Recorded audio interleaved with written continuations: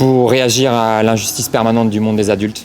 Et répondre à notre sentiment d'inadéquation et de devoir avoir une vocation. Car devoir avoir une vocation, c'est pas une chance, c'est un fardeau, une corvée, un pétrin constant, infini, sacré. Surtout pour nous. Notre génération un peu du désenchantement et de la définition de soi, beaucoup par le travail, notre identité professionnelle et sexuelle. Quand j'ai pris le train pour venir à Avignon, je me suis fait contrôler par la douane française à la gare, qui m'a arrêté comme ça, qui m'a dit vos papiers d'identité, donc je donne mes papiers d'identité. Il me dit vous allez où? Je dis je vais jouer au théâtre. Ah oui, à quel théâtre? La Manufacture. Pourquoi? Parce que je suis comédien. C'est votre métier? Oui, c'est mon métier. Comédien! Comédien! Et c'est quoi le titre de la pièce? Je dis Simon et la Méduse et le continent. Pardon? Je dis Simon et la Méduse et le continent. D'accord. Et il y a combien d'actes? Je dis il n'y a pas d'acte, il n'y a pas d'acte. C'est de l'écriture contemporaine. De l'écriture contemporaine? Oui, c'est de l'écriture contemporaine. Et ça veut dire quoi, écriture contemporaine? Ça veut dire que ça a été écrit aujourd'hui.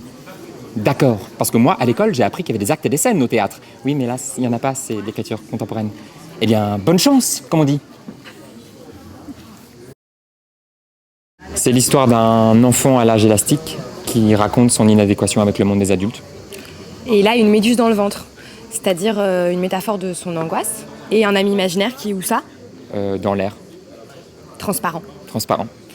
Et il a une mission qui est de découvrir le continent pas encore découvert qu'il y a dans l'air, qui est aussi une métaphore du père. Il y a beaucoup de rimes en R, mais pas que. Et il erre en dansant avec de la lumière. Et c'est assez moderne. Moderne, rapide, faut mettre ses baskets. Physique. Il parle vite et bien pour ne pas mourir statique et demain. Et pour lutter contre la gravité. Polysémie.